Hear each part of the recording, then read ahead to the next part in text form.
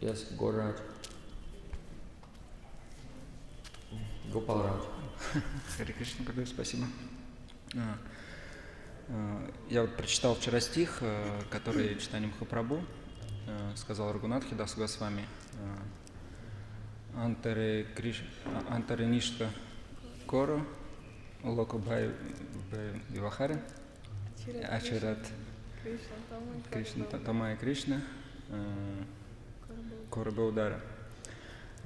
В этом стихе, в связи как раз с вашей лекцией вчерашней, возник вопрос по поводу слова «ачарат». Насколько я понимаю, оно означает «быстро». И у меня такой вопрос. В нашей ситуации, вот если взять среднего преданного, который, может быть, повторяет 32 круга, который уже инициирован, у которого есть дикша-мантры, насколько быстро этот процесс достижения ништхи у него будет? My question about words of Chaitanya Mahaprabhu, what he told to Raghunath Das Goswami about nishtha, and in this verse there is a word achirat, that also it will be quickly attained, and I want to ask how it works for us, for such devotees who can who already have diksha, who can chant 32 rounds of Harinam every day, and how quickly such devotee can attain nishtha.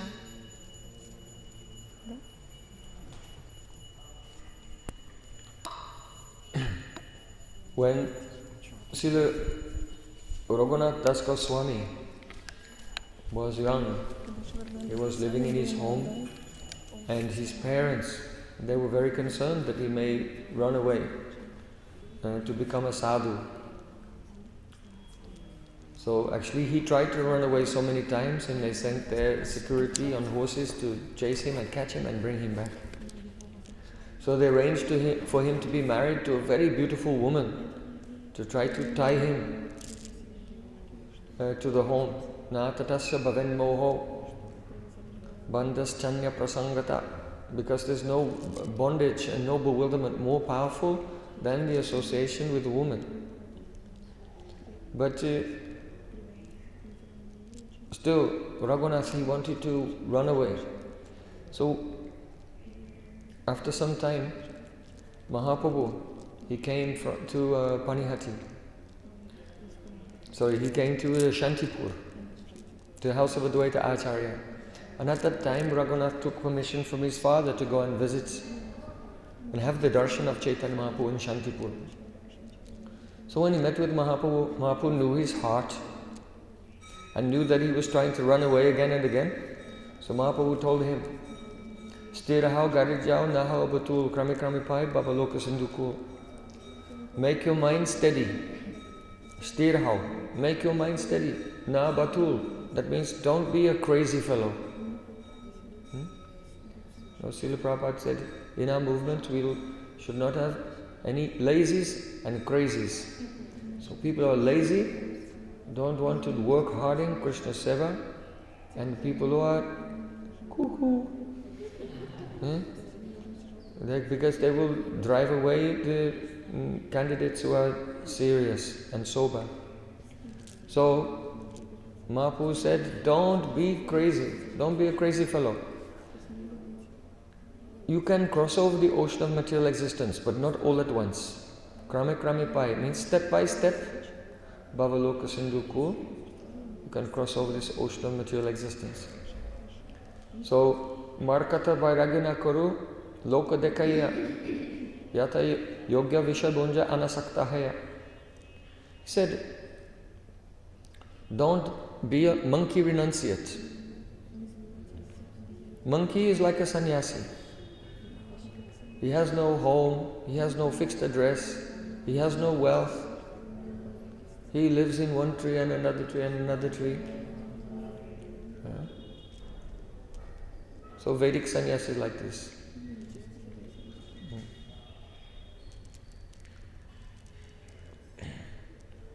So, but the monkey is always meditating. Or when can I steal from someone? Or meditating on a female monkey. So outwardly he seems to be renounced, but he's just waiting for a chance to enjoy the senses. So he said, don't be like this. Yata yoga vishay bunja. You can enjoy the legitimate pleasures of this world within the context of dharma, but don't be attached. Then he said the verse that you are quoting. Antare kari nishtha bahya loka vyavaha achirata Krishna tomai karibe uda. Cultivate your nishtha inside and outwardly behave like an ordinary person. Sometimes it happens, someone becomes a devotee and they become completely destabilized. And if they meet any person, they tell them, you are a demon, stop eating meat. And then put cow dung swastikas on their house and everything, and they start to go. In a way that no one can relate to them. They alienate everyone. So Mahaprabhu said, just be a normal person on the outside. Bahya loka vyavaha means outwardly, loka vyavaha, behave like an ordinary person. That doesn't mean that, because now in Kali Yuga, it has progressed so much, the ordinary persons are always taking intoxication and so on. But in a social sense. Be relatable and perform your duties. But inside, cultivate nishtha. Nishtha means ekagrata chitta, one-pointed conscious concentration. It means the virag, without passion. It means bhikshap-rahit, without distraction. That you can chant the holy name without the mind wandering here and there. And lay-rahita, without sleepiness also. To chant on the one hand without distraction coming from passion and without sleepiness coming from tamas. So then he said, Achirada Krishna tomai kariboda. If you do this, then very quickly, Achirada, in a short time, Krishna will deliver you from the current limitations of your worldly circumstances. You know, Raghunath Das Goswami, he wanted to be with Mahaprabhu and all of his associates in Jagannath Puri and just hearing and chanting every day, all day, in sadhu sangha. This is what he wanted. But instead he was in his home with his parents and his wife, and he had some association. Of course, sometimes Srila Haridas Thakur used to come and visit, because now Haridas Thakur has also gone to Puri, so he's not visiting anymore. But when he was younger, he used to visit. And his guru, Yadunandanacharya, has an association with his guru regularly. But he feels he's missing out on everything, that he's not in Puri and completely detached from this world. So, Mahaprabhu has made this promise that if you cultivate your nishtha, then achirad means in a short time you'll be liberated from your worldly circumstances and come in the very high-class sadhu sangha. So he does not say that achirad, in a short time everyone can attain nishtha. He said those who attain nishtha, in a short time after attaining nishtha, your whole life will change and you'll be always in high-class association. Understand? So, now how long it will take you to get from Shraddha to nishtha, that depends on you. Mercy is always there. Guru's mercy is there, Mahaprabhu's mercy is there. But from our side, we have to do sharanagati, unconditional surrender. The more we try to surrender, the more that mercy of Guru and Gauranga will become available to us. And then, when our surrender is mature, we'll enter into nishtha. Then from nishtha, achirata Krishna tomai karibe uda. Whatever obstacles are there, they'll go away. Why? Because from nishtha, now real sadhana begins. Real sadhana bhakti. So sadhana bhakti has two symptoms, kleshagni and shubhada. The fire of material sufferings becomes extinguished, kleshagni, and shubhada, your whole life becomes auspicious. That means, you feel affection for everyone, and everyone has affection for you.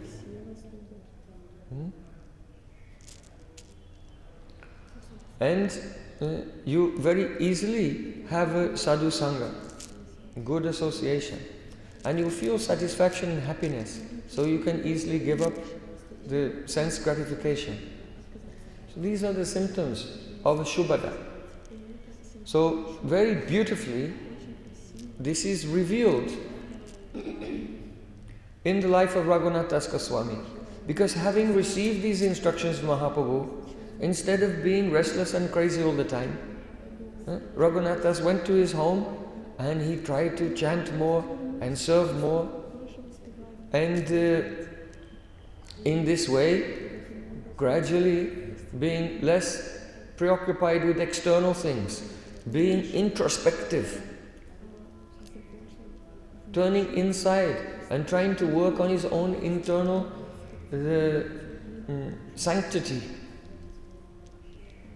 Then after some time, for him it was very soon.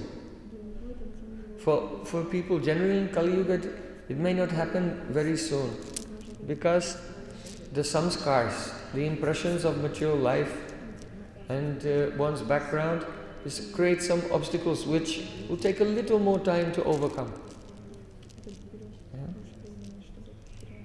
So, it may be that in your childhood, you did not sit in the lap of Haridas Thakur and hear stories from the Bhagavatam from him. Oh, Raghunath, I'll tell you a story about a little boy who was like you, only 5 years old. His name was Prahlad Maharaj. And from his childhood, he would sit in the lap of Haridas Thakur and hear stories.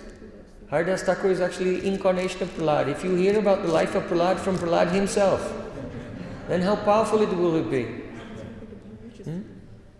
So it may be that when you were 5, you don't have this kind of samskara, hearing directly Prahlad Charitra from Prahlad Maharaj. So because of his samskara, he is progressing very quickly. But here the very important point is that his father and his uncle were doing some creative accounting, let's say. They were not paying their taxes. They were avoiding taxes. So the Nawab sent one tax collector to their village. And Hiranya and Govardhan, they had good intelligence network and they knew they were coming, so they left town beforehand. So then when the tax collector came, seeing that Hiranya and Govardhan Majumdar were not there, then they arrested Govardhan Majumdar's son. Okay, the persons we're looking for tax evasion, they're not here, but we arrest you. So they arrested Raghunath. So then Raghunath, he said to them, look, you have a good relation with my father, you are like really my uncles, and I am your nephew. So it's not appropriate for the uncle to kidnap or imprison his nephew. In regard to the tax, I'm sure there's been a misunderstanding. It's just a misunderstanding or a miscalculation. And when my father and uncle, they return from their business soon, they will correct it, and the money that is owed, it will be given to you. There's no need to do anything extreme. So he spoke in such a nice way to them that tears came in their eyes and they felt so much love for him. They said, oh, you are right, okay, just go on and you just contact us when your father returns. And they went away. Then shortly after that, Nityananda Prabhu came to Panihati and Raghunath met with Nityananda Prabhu there, and Nityananda Prabhu engaged him in Vaishnav Seva, serving all the Vaishnavas, and blessed him that soon he would leave his home position and he would arrive in Puri and be with Chaitanya Mahaprabhu. So, the point here is this, that someone may say, this is the Chaitanya Taramrita. It is the transcendental pastimes of Chaitanya Mahaprabhu. Why is this a strange story about a father tax evasion? What does this have to do with spiritual life? So the answer is this. Mahaprabhu said, cultivate your nishtha. So then the question comes, if someone attained nishtha, then what are the symptoms? So the symptoms are that that devotee becomes affectionate to everyone, even those who are against him, even those who are trying to imprison him. And their presence is so pleasant, sublime and peaceful that even inimical persons, their hearts melt and they also feel love for that person. So how Raghunath Das solved that situation by melting the heart of the tax collector indicates that what Mahaprabhu told him to do, he had done it. He had cultivated nishtha, he had attained nishtha, and now the symptoms were coming in his life. And therefore, Achirati Krishna Tomai Koribayot, very soon after that, he escaped from his situation and went to Jagannath Puri. Understand? So this is the meaning Achirat. After the nishtha has come, very soon everything will become auspicious in your life. Because actual sadhana, which has the symptoms of shubhada, begins from nishtha onwards. Before that, it's like the abhas of sadhana. So, my Gurudev said that from adosraga up to nishtha, this is the planting of the bhakti lata beach. What is the bhakti lata beach? It is Krishna seva bhasana, the desire to serve Krishna. So really, that seed has not been really planted. That means that desire, without any other desire, anyabhilasta sunyam, has not been planted in the heart until nishtha. Then when in the stage of nishtha the water comes in the form of Mali hoya say beej kare aropan, Shavana kirtana jali kare sinchan. The watering of the seed comes in the stage of nishtha, then it sprouts and begins to grow. You see? So from adosraga up to nishtha, this is only the planting of the seed. So someone asked my Gurudev, I remember we were in Kuala Lumpur in Malaysia, and he said, well, how long does it take to plant the seed? And Gurudev said, with some person it may be immediately, meeting Guru and receiving instruction, and the seed is planted. With another person it may take 10 years. With another person it may take a life. Another person it may take them 10 lifetimes. It depends on the individual. And this is why it's so important to deliberate on the meaning of sharanagati. What does it mean to be surrendered?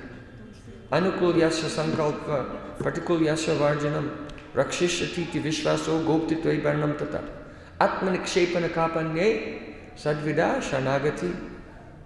Sharanagati has 6 angas. And Srila Bhaktivinoda Thakur has written the collection of songs, Sharanagati. And he's given several songs for each of the moods of Sharanagati. So we should sing those songs and deliberate on those songs. And when those moods are collected together within our heart, now this is the Paramartik Shraddha, transcendental faith that gives entrance into bhakti. Sharanagati is not bhakti. Sharanagati is the doorway to bhakti. If you want to come into this temple room, you cannot walk through the wall. You have to come to the door first, then you can enter. So in the same way, we cannot trespass into the realm of bhakti. We have to come to the door, Sharanagati. And then we can enter into the actual experience of Shuddha Bhakti. So sing the songs of Srila Bhaktivinoda Thakur, deliberate on the moods of sharanagati and try to assimilate them. Conform your heart to those moods. And then the nishtha will come, and then the actual experience of bhakti. Bhajan. Real bhajan will come. Before that is not actual bhajan, it's only the action, the outer action. Bhajana kriya. You're doing the kriya, but not actually the bhajan.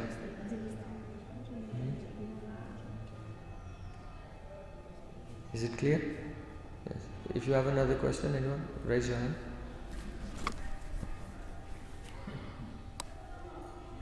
Yes, behind. What's your name, Prabhu? My name is Raghunath Das. Raghunath Das. Beautiful name. This is mercy of Gurudev. This is mercy of Gurudev, my name. Who is your Guru Padapatma?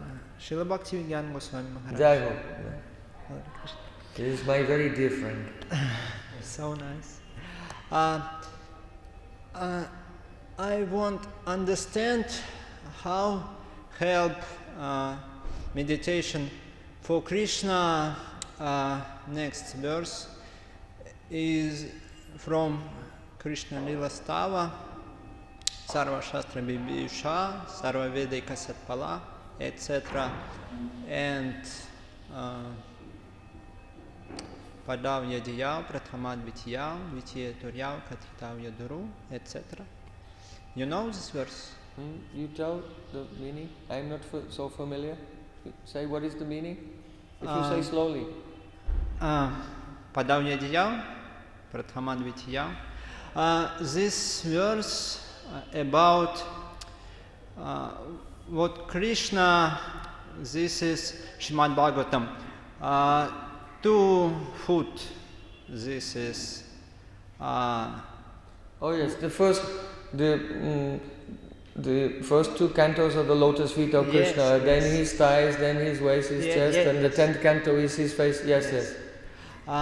And Atra Sarga Visargascha, Stanam Poshnam Udaya. I don't understand how help for meditation for Krishna. Как соотносится? How it relates to... How relate this verse for meditation for Krishna?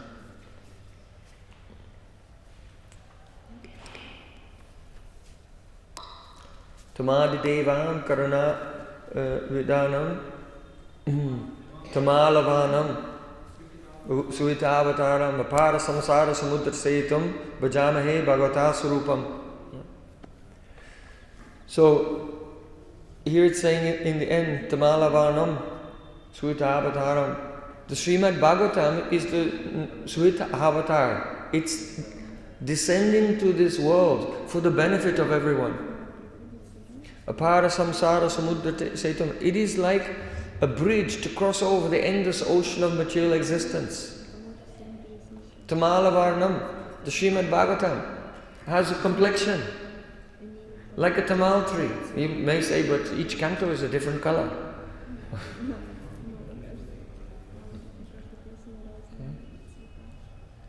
So bhajamahe bhagavata surupam. The meaning is that the Shrimad Bhagavatam is Krishna Swarup.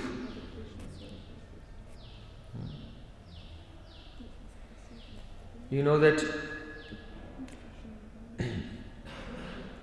near Vidyanagar, on the bank of the Ganga, there was a dam, and against that dam there was the house of Devananda Pandit. And he was giving lectures on Shrimad Bhagavatam. But he did not speak about bhakti. And when Mahaprabhu was doing kirtan through Vidyanagar, he stopped near the house of Devananda Pandit. He said, "Oh, that Devananda, he is committing offense. I'll tear up his Shrimad Bhagavatam."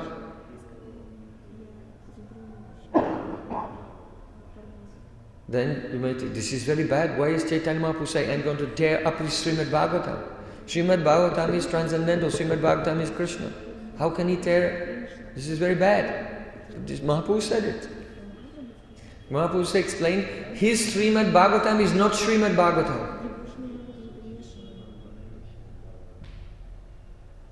His Shrimad Bhagavatam is not Shrimad Bhagavatam because he's explaining about karma and jnana and so many things and not explaining the essence of Shrimad Bhagavatam, Shuddha Bhakti.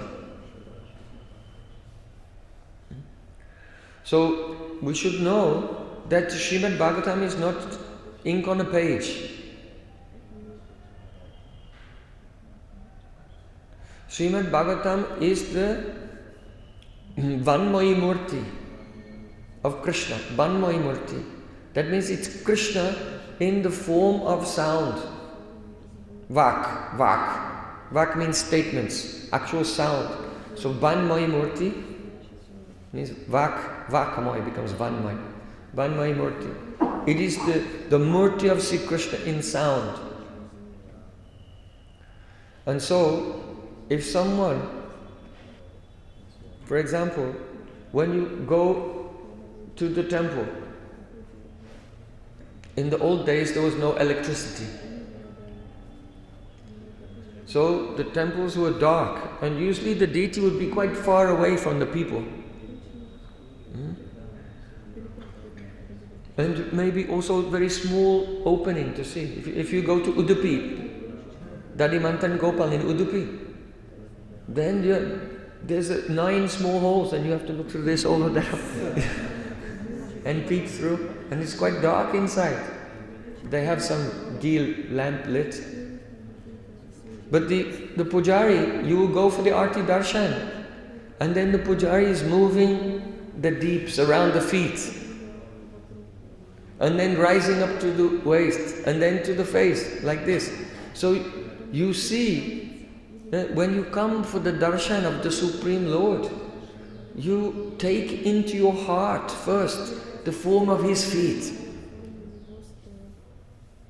Because our first relation with the Supreme Lord is as das. Namamishwaram sachidanandarupam. First, surrender.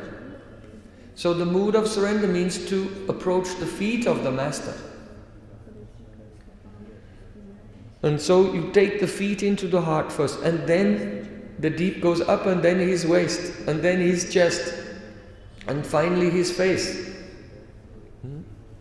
So just as a person with great honor and very slowly and carefully takes the swarup of the Lord into his heart, beginning from the feet and going to the face, so in the same way, one should not be whimsical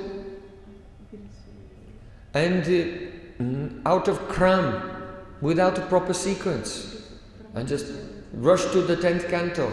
Start with the first canto and take the first canto and second canto into your heart. First 2 cantos are Adhikar Lila.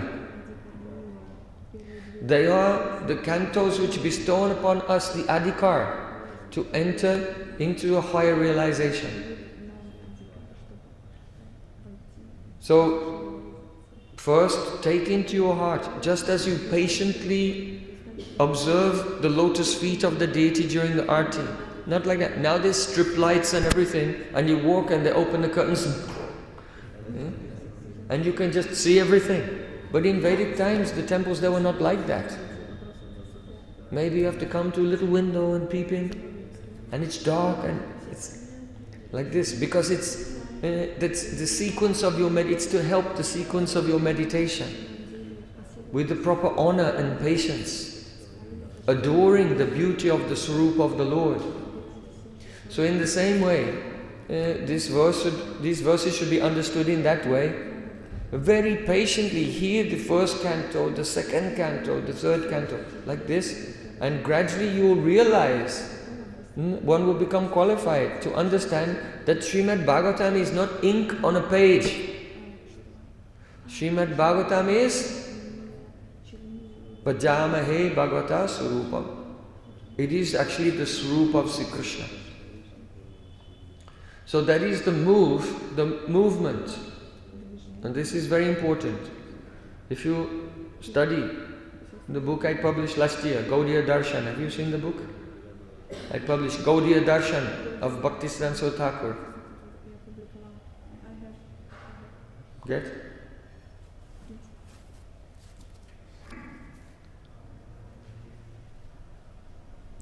So, the way in which the general devotees understand Shastra is wrong. And it's inevitable because that the first stage in bhakti is a sa bhakta prakrita smrita. It's prakrita bhakti. They are in a rudimentary stage of devotion and they're on the prakrita, on the material platform.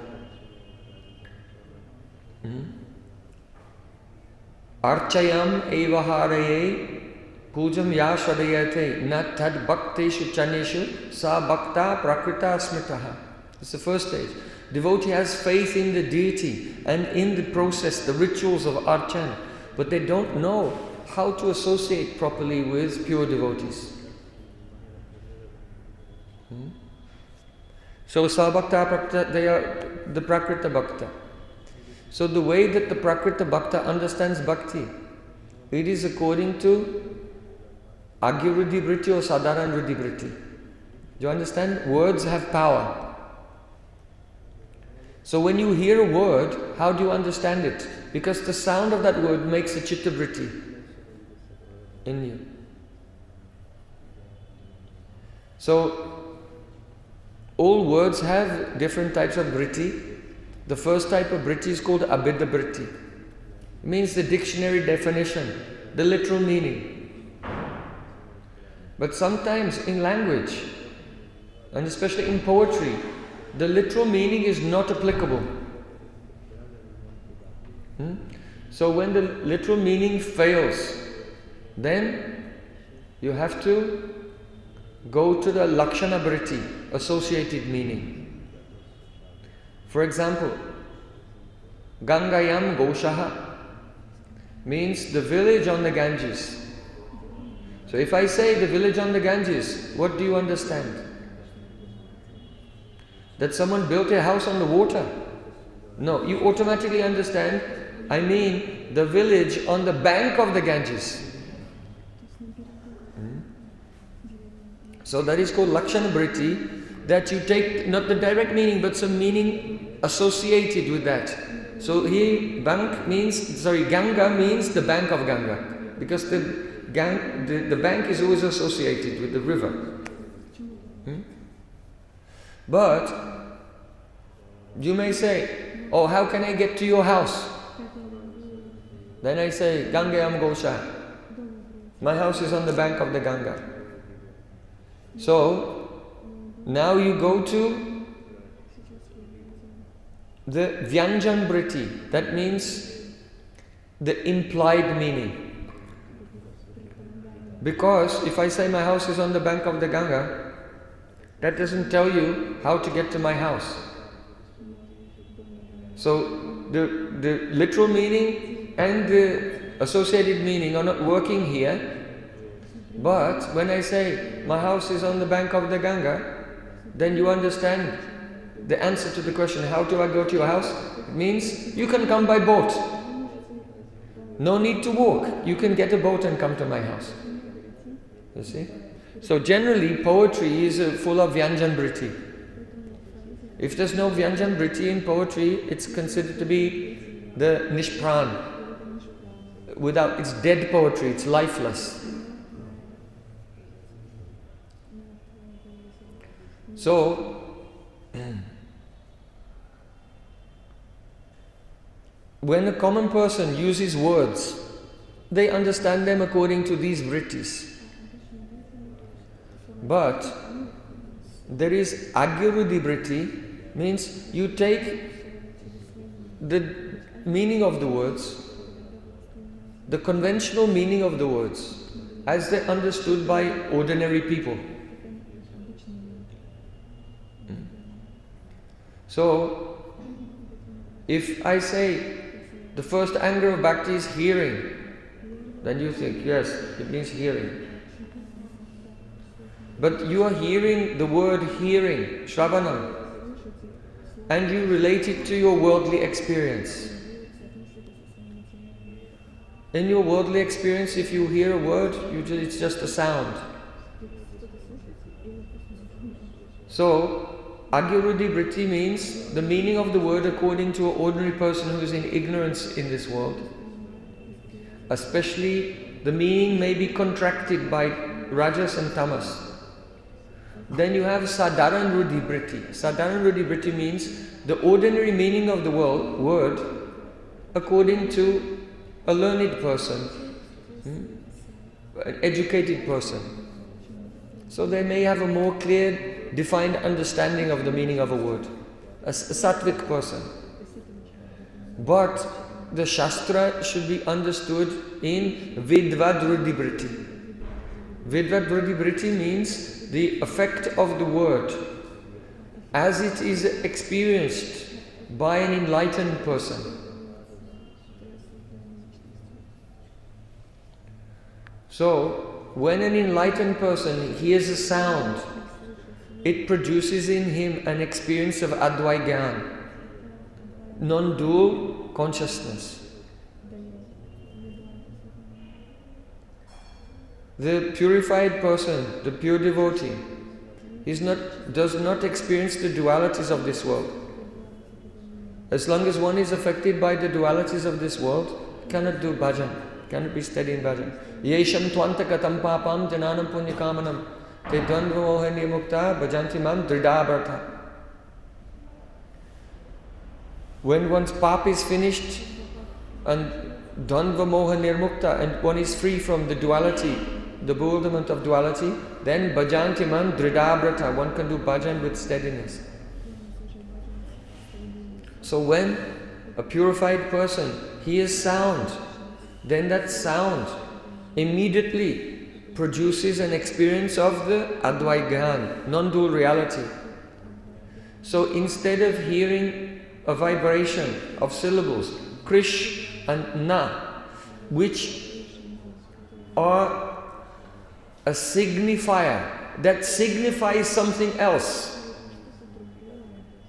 namely a bluish colored boy with peacock feathers in his hair holding a flute and standing in a threefold bending form beneath a kadamba tree. So the word is a signifier and it's signifying something else. He does not experience that. When the sound comes, then the sound gives the jyotiti pratita, immediate experience of Krishna. Understand? The sound gives immediate experience of Krishna. The description of Krishna's Leela is Krishna's Leela. In Braj, we say patate pada ute. When the Harikatha begins, the curtain rises. So in the temple room, there's a Vyasasana here, there's no curtains. But if you go in a theatre, then when the curtain rises, then a whole world comes before your eyes in the form of the drama. So patate pada ute. For those whose consciousness is pure, when the katha begins, it's like the curtain rises and they go into another world. And they see, whatever Leela is being described, they're seeing that Leela through the ear. Shrutekshita pata. Not only seeing, smelling it as well. Yetu tvadiya charanam bhuja kosha gandham jigranti kana vivaraishu tivatanitam bhaktyagrihitam charana paryata tesham na paisinata virhambuta supumsam. In 3rd canto of Shrimad Bhagavatam, there it is said, when the devotee he hears about Sri Krishna, then he can smell the lotus feet of Krishna with his ear. No ordinary people smell with the nose, but the devotee smells Krishna's feet with his ear.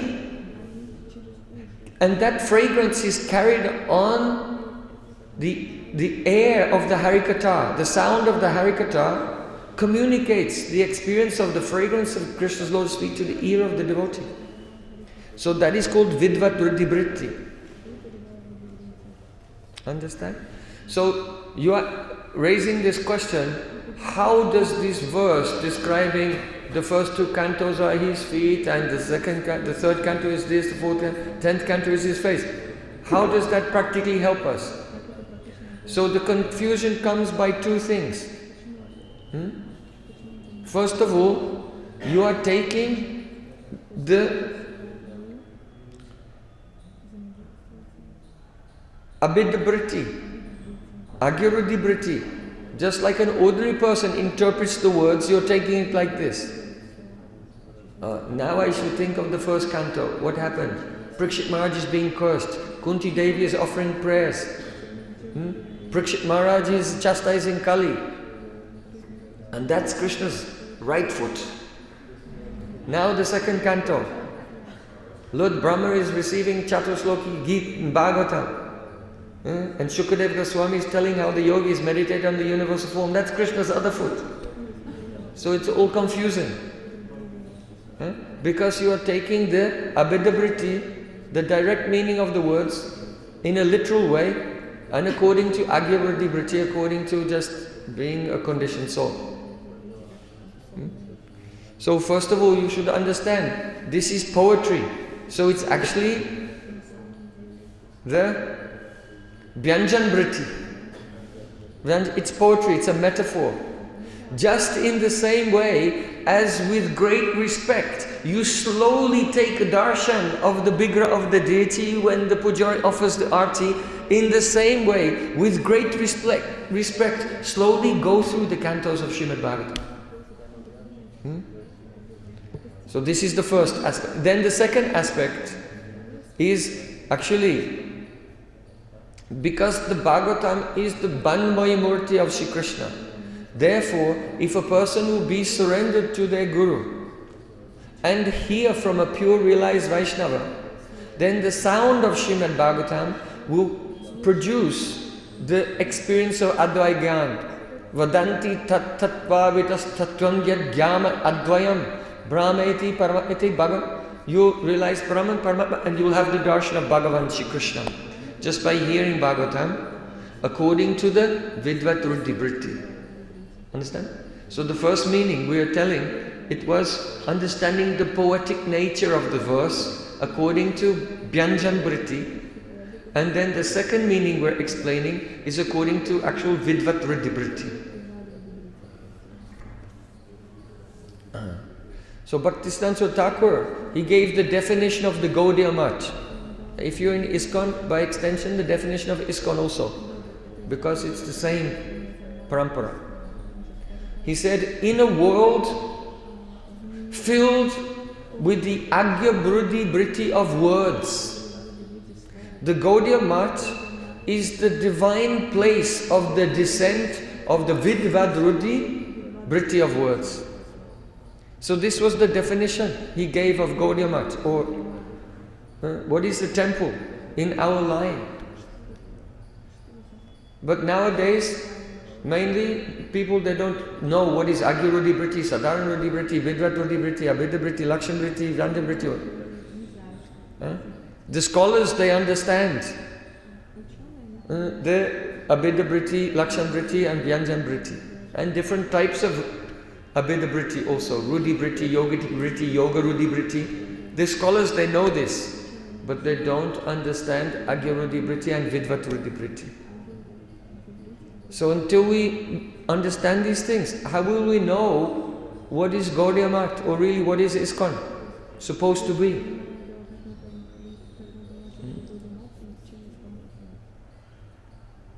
So it is very important. It is over the years, some focus, some vision has been lost in regard to the message of Prabhupada Srila Bhaktisiddhanta Thakur. Without hearing deeply from a realized person how Bhaktisiddhanta Thakur was preaching, how he taught, then you cannot get access to the writings of the higher acharyas. The acharyas are not higher. That means they're higher explanation. You cannot have access to what Rupa Goswami has said and Raghunath Das Goswami has said. First understand the presentation of Srila Bhaktisiddhanta Thakur, how he made a course correction, because these things were known, they were common things, but they had slowly been forgotten, and the Gaudiya Sampradaya was deviating and going in the wrong direction. So Bhaktisiddhanta Thakur, he did a course correction and brought the Sampradaya back onto track. And to do that, he had to explain these terms of what is because we all say the first anger of bhakti is hearing. But this word śravaṇam, when Prahlad Maharaj says śravaṇam kirtanam Vishnu smaranam, and the word hearing that you use in everyday life, they don't mean the same thing. But the Prakrita Bhakta, the Kanishta Adhikari, conflates the two. In fact, the other one he doesn't even know. But he's thinking, what Prahlad Maharaj is saying, śravaṇam, that means that as you are hearing, there is a direct spurti of Shabda Brahma in the heart. That is what Prahlad Maharaj means. But you take it to mean hearing like hearing the radio, hearing the car driving by outside. You take hearing in the common way that ordinary people, vidvat-bhṛti. But Prahlad Maharaj said no. When he says śravaṇam, it means hearing means dispota dharma of Shabda Brahma, the direct, immediate manifestation of spiritual sound. This is the anga of bhakti. What is bhakti? Bhakti is the function of Samvit and Hladini. Samvit is the Swayam Prakash, the self-manifested spiritual potency. The potency by which Krishna directly reveals himself to the pure, the cognition of the soul. That is bhakti. So if you're hearing and there is not the experience of Samvit, then how is it bhakti?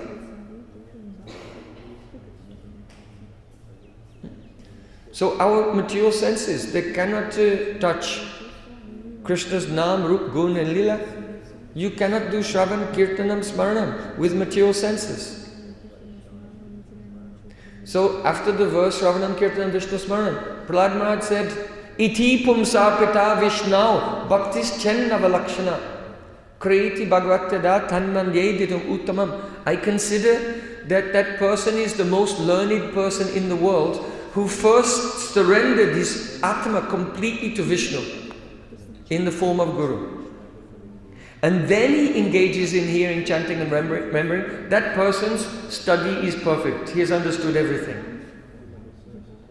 So many people learn the verse, Śravaṇam Kirtanam, but you have to learn the next verse. Iti pum sapita Vishnu. It gives the context of what it means. And this is why it is said, Yasya Devi Parabhakti Yatha Devi Tata Guru Tasyaiti Katita Yata Prakashante Mahatmana. Only unto the person who, as he is devoted, Parabhakti, he has Parabhakti, transcendental devotee to Krishna. And in the same way, not less, he has the same devotion to his Guru Dev. Then all the meaning of the scripture is revealed to that person. Understand? It's not written anywhere that that person who perfectly understands Sanskrit can understand the scripture.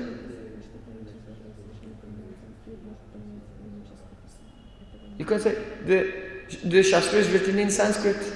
So if I perfectly know Sanskrit, I'll perfectly understand the scripture. No. Shastra is not only Sanskrit. Shastra is samādhi bhāṣā.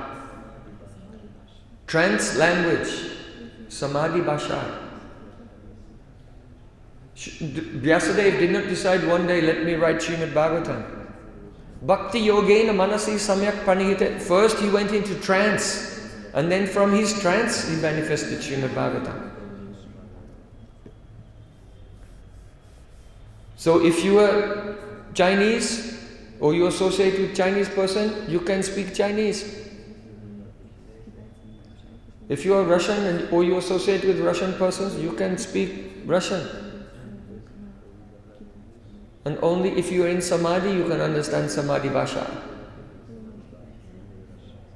And so though the Bhagavatam is there, no one can understand it. It's not possible.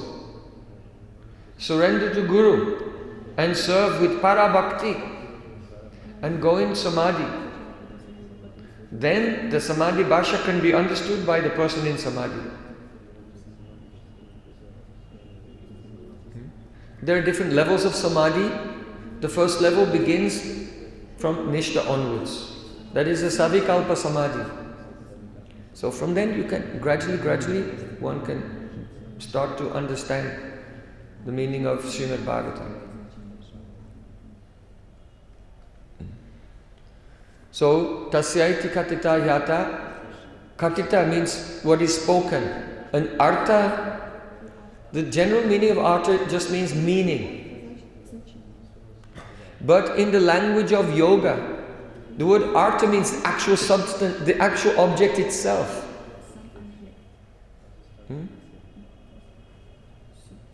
Like we say purushartha. If you say purushartha, the word artha doesn't mean meaning. It means the object that you're trying to attain. So here, tasyaiti katita hyata prakashante, it means on hearing katita, what is spoken, the artha, the actual object, prakashante, is manifest. In Mahatmana, in the heart of that person whose heart has become Maha, it has become expanded. It is not, the heart is not narrow-minded and contracted consciousness. Sankuchita Chetana, contracted, no. Those are Vikasita Chetana, Purna Vikasita Chetana. The expanded, blossoming consciousness, they can understand. They are Mahatma. Who has Purna Vikasita Chetana is Mahatma.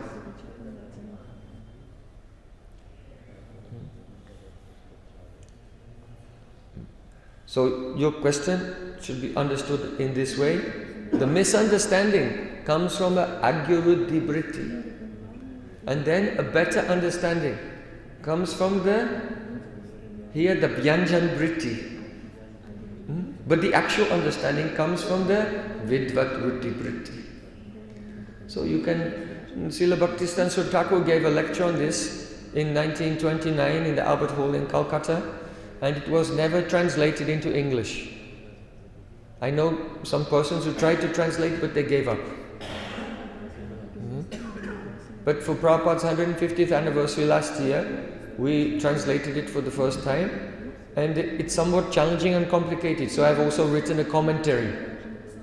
So the commentary begins on page 119. We recommend read the commentary first and then read Bhaktisthana Thakur's lecture, and it will be easier to understand then if you read the commentary first. So you can hold it up. This is the book Gaudiya Darshan by Bhaktisthana Thakur. If you want to take a copy, you can get from Karunamay. Yes. Is it clear?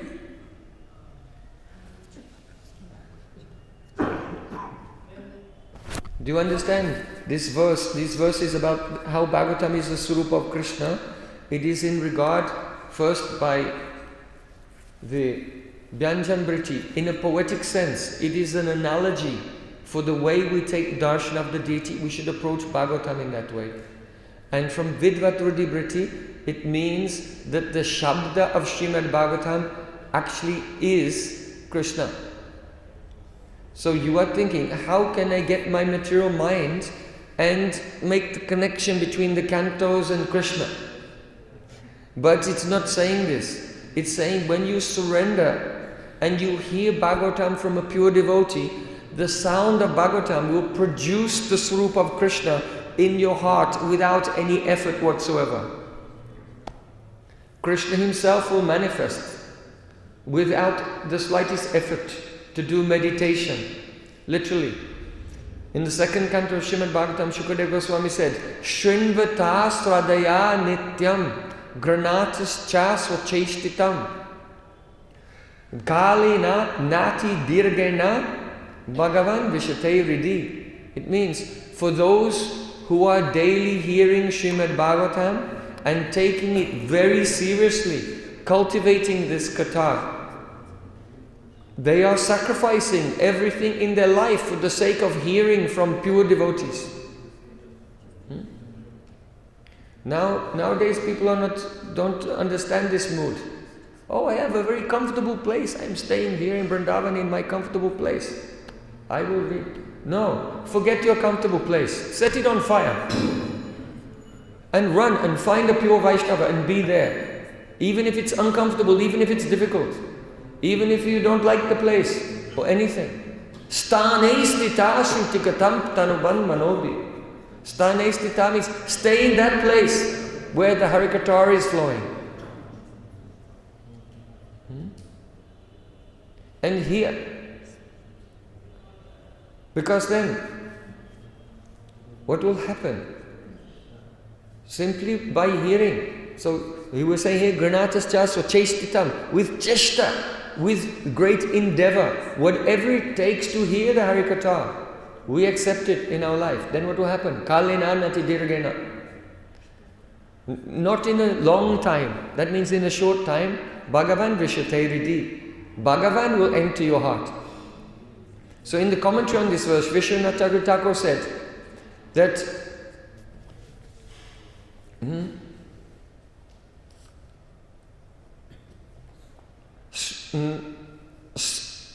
smarana prayatnaha śravana kirtanavato bhaktasya navasyaka. It means for those devotees who are hearing and chanting, actual hearing and chanting, in the association of a pure Vaishnava, there is no necessity to make any effort to do smaran or meditation. Understand? Smarana prayatnaha. Prayatna means effort. Navasyaka.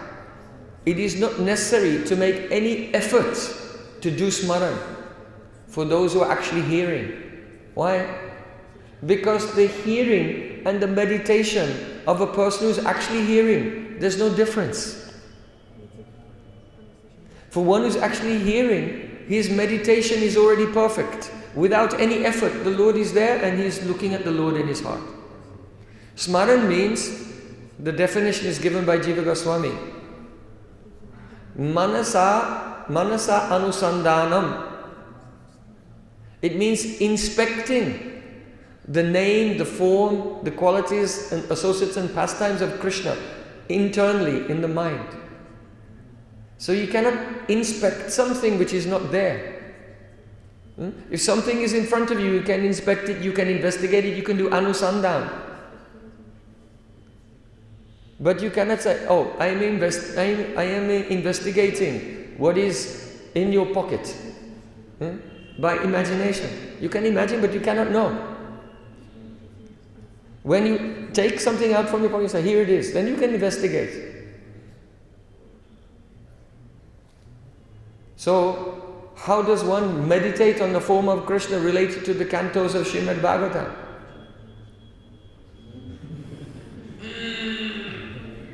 I'm trying.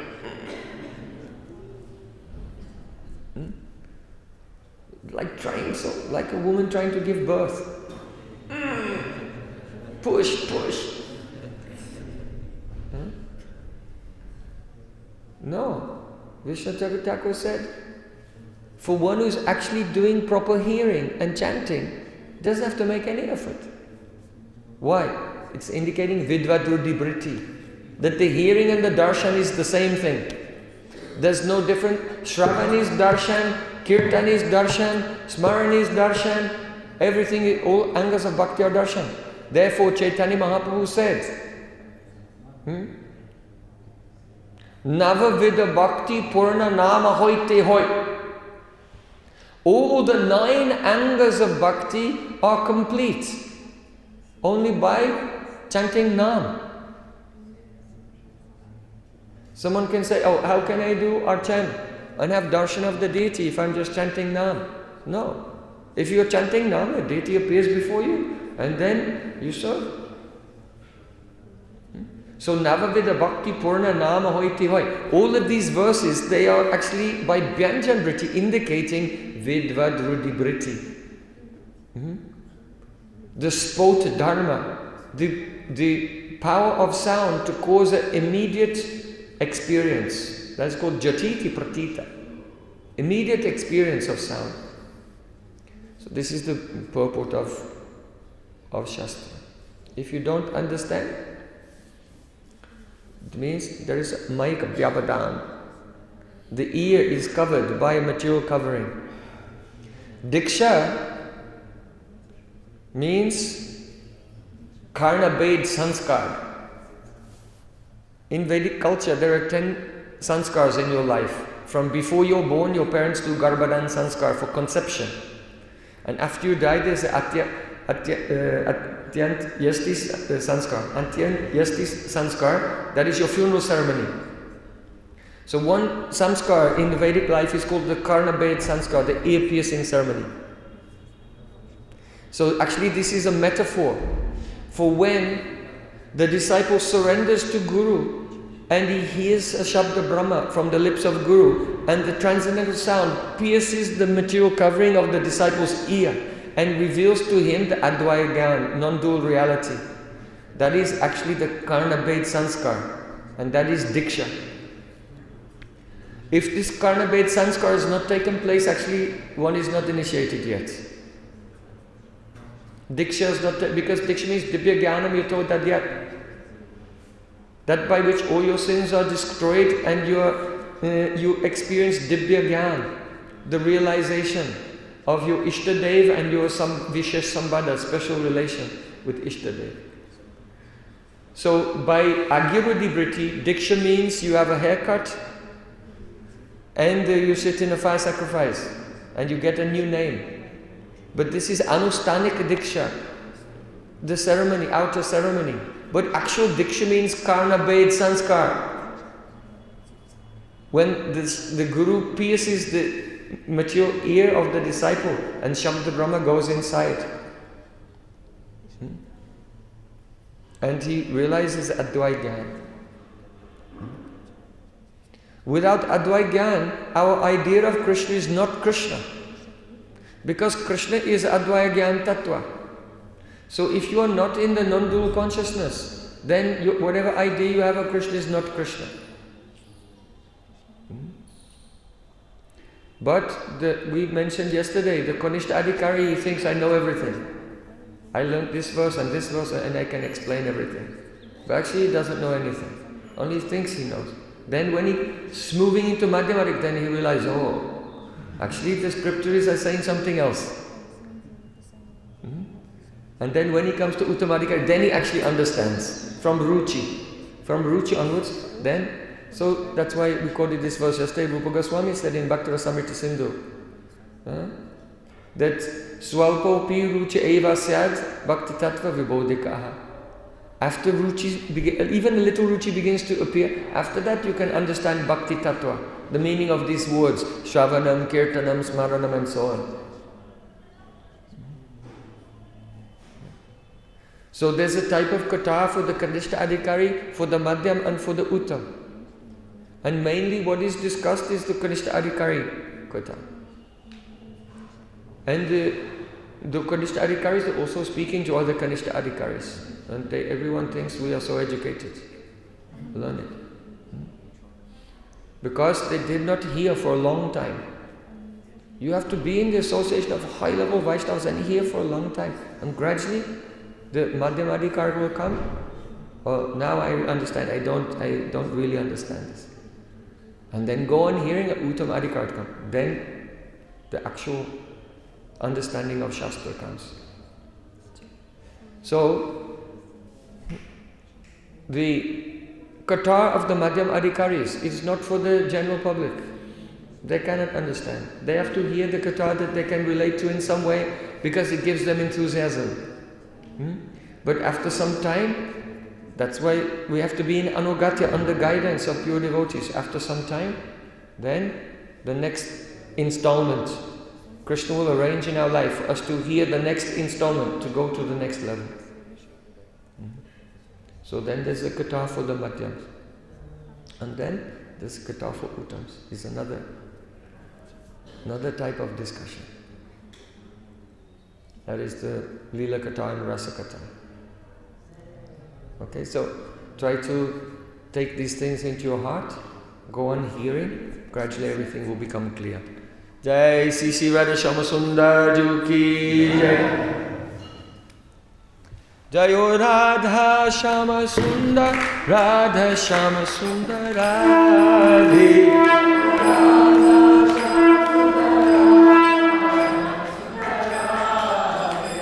Jaya Sachinandan Jaya Gaura Hari Jaya Sachinandan Jaya Gaura Hari.